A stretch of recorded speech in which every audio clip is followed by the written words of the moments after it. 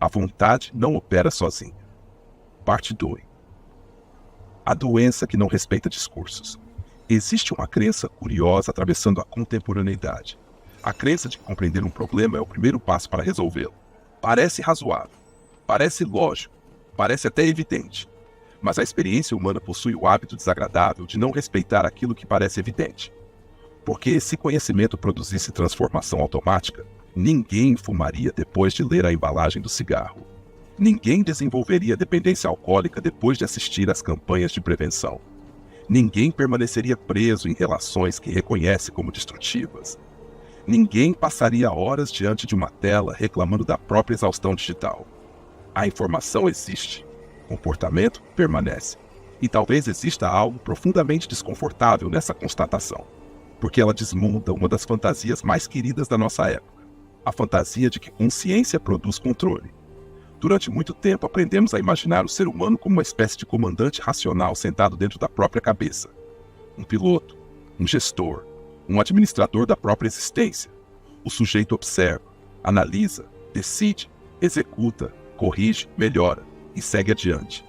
Mas a dependência aparece como uma testemunha inconveniente desse modelo. Ela pergunta, tem certeza? Porque existe algo estranho em observar alguém que deseja interromper um comportamento e não consegue. Mais estranho ainda quando essa pessoa sabe exatamente o que está acontecendo. Ela sabe dos riscos, sabe das consequências, sabe das perdas, sabe da dor. E continua, não porque seja estúpida, não porque seja fraca, não porque seja moralmente defeituosa, mas porque o comportamento humano talvez nunca tenha sido governado apenas pela consciência. A dependência possui uma característica brutal. Ela continua existindo mesmo depois da explicação. Mesmo depois do diagnóstico, mesmo depois do entendimento. E talvez seja exatamente por isso que ela incomode tanto, porque desmonta uma ideia extremamente lucrativa, a ideia de que basta desejar suficientemente. A indústria da motivação depende dessa crença, a indústria do desempenho depende dessa crença, a indústria da produtividade depende dessa crença, a crença de que todo obstáculo pode ser superado pela força da vontade individual. Mas a realidade insiste em produzir exceções. E a dependência é uma delas. Talvez por isso a pergunta mais interessante nunca tenha sido: por que alguém usa? Talvez a pergunta seja: o que sustenta esse uso? Porque nenhuma substância circula no vazio. Nenhum comportamento nasce isolado.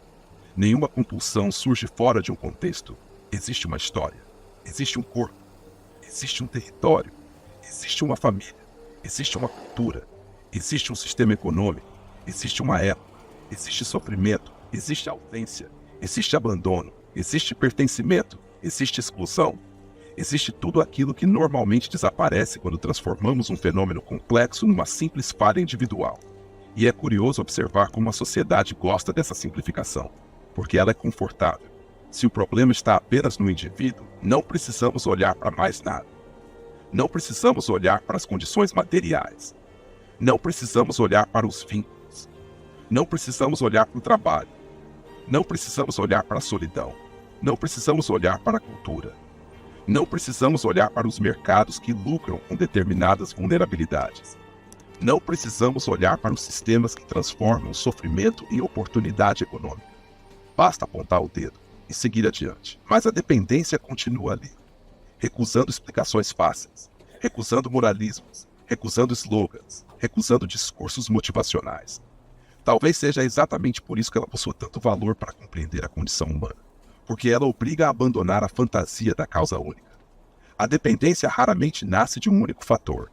Ela emerge de encontros. Encontros entre biologia e história, entre sofrimento e oportunidade, entre contexto e vulnerabilidade, entre ambiente e experiência, entre aquilo que aconteceu e aquilo que continua acontecendo. Por isso a pergunta muda. Deixa de ser quem escolheu e passa a ser que condições tornaram essa escolha possível. Essa pergunta costuma gerar menos likes, menos manchetes, menos gurus, mas produz análises muito melhores, porque desloca a atenção da culpa para a compreensão, da condenação para a investigação, do julgamento para a observação. E talvez seja exatamente aí que a dependência continua ensinando algo que a modernidade insiste em esquecer. O ser humano não é uma máquina de decisões, não é uma planilha. Não é um algoritmo racional operando no vazio. O ser humano é um organismo atravessado por histórias, vínculos, perdas, necessidades, desejos, medos e limites. E toda teoria que esquecer isso provavelmente estará descrevendo uma fantasia, não uma pessoa. No próximo episódio, a conversa fica ainda mais desconfortável, porque existe algo que a dependência nunca esquece: o tempo. E o tempo possui memória. A caravana continua passando.